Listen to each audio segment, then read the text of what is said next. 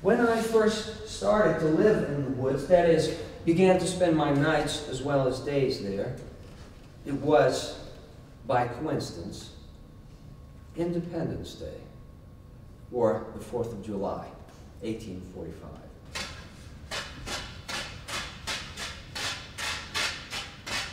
As I draw soil around the rows of beans with my hoe, I disturb the ashes of unchronicled nations who lived under these heavens long before we did. There is one older man who is pleased to look upon my house as a building erected for the convenience of fishermen. And I am equally pleased when he sits in my doorway to arrange his lines. Once in a while, we sit together on the pond. He at one end of the boat, I at another. Well, not many words pass between us, for he has grown deaf in his later years. But he occasionally hums a psalm, which harmonizes well enough with my philosophy. Our intercourse is altogether one of unbroken harmony, far more pleasing to remember than if it had been carried on by speech.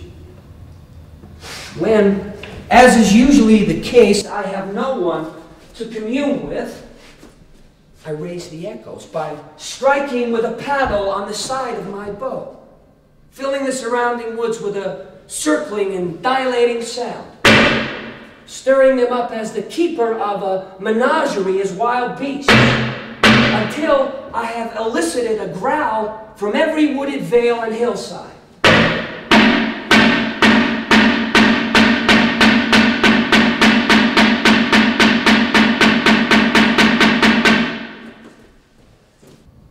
I find it wholesome to be alone the greater part of the time.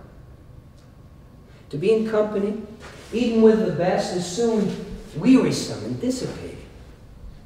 I love to be alone.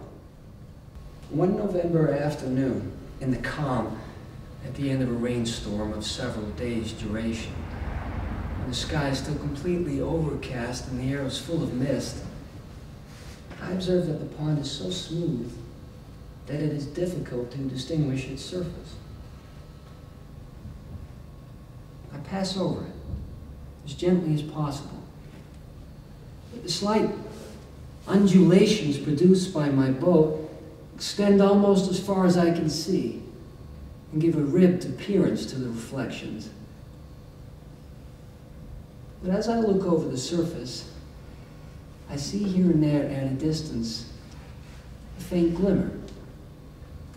Paddling gently to one of these places, I am surprised to find myself surrounded by a myriad of small perch, a rich bronze color in the green water, constantly rising to the surface and dimpling it. In such transparent and seemingly bottomless water, reflecting the clouds, I seem to be floating through the air, as in a balloon.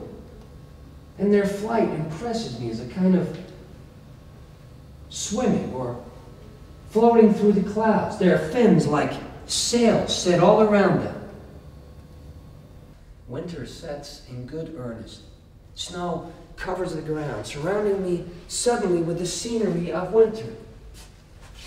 For a week of even weather, I take exactly the same number of steps, and of the same length, coming and going, stepping deliberately and with the precision of a pair of dividers.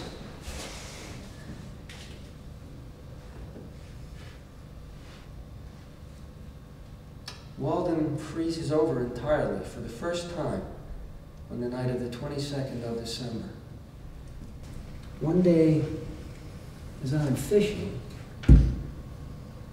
I observe a very slight and graceful hawk, like a nighthawk, alternately soaring like a ripple and tumbling over and over, showing the underside of its wings, which gleam like a satin ribbon in the sun.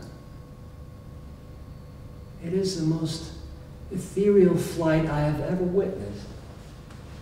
It does not simply flutter like a butterfly, nor soar like the larger hawks.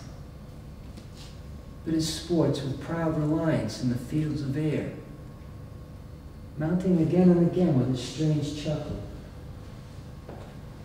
It repeats its free and beautiful fall, turning over and over like a kite, and then recovering from its lofty tumbling, as if it has never set foot on terra firma.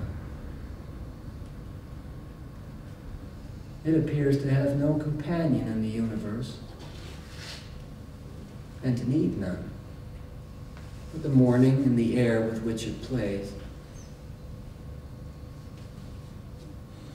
It is not lonely, but it makes all the earth lonely beneath it.